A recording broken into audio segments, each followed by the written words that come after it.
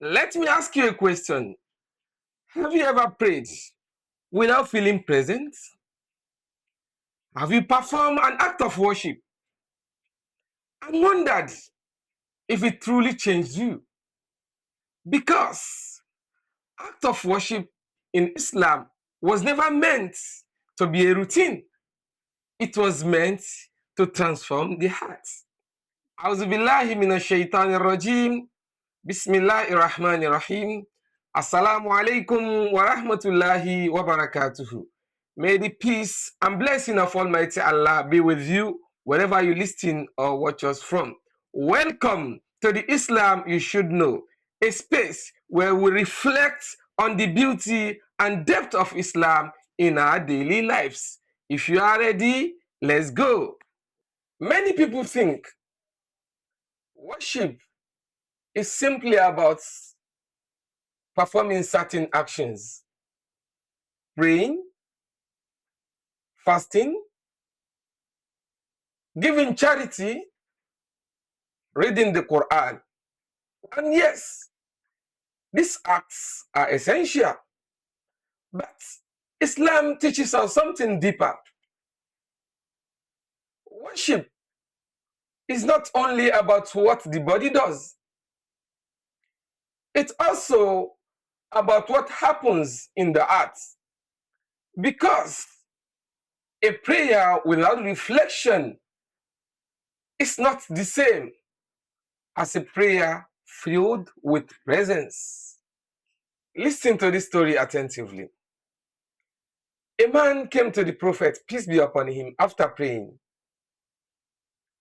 The prophet asked him to pray again. He prayed again, and again he was told to repeat it. After the third time, he said to the prophet, "Teach me, for I do not know better." The prophet, peace be upon him, then taught him how to pray properly, not just the movements, but with calmness, attention, and care. The message was clear. Worship is not just running through an obligation. It's about standing before Allah with awareness. Let's take this back to our daily lives and think about how many things we do daily on autopilot. We drive familiar roads without thinking. We perform daily routines without noticing. Sometimes worship can become like that. We stand in prayer while our minds are somewhere else. We finish our dhikr without reflecting on the words. We read Quran without having to pause and absorb its messages. Slowly, the act remains while the connection is gone or weakens. The purpose of worship is not simply to complete a task. It is to draw closer to Allah. Prayer teaches discipline. Fasting teaches self-control. Charity teaches compassion. The Quran teaches guidance. Every act of worship is designed to leave a mark on the heart. If worship does not change how we live, then perhaps we need to pause and rediscover its purpose.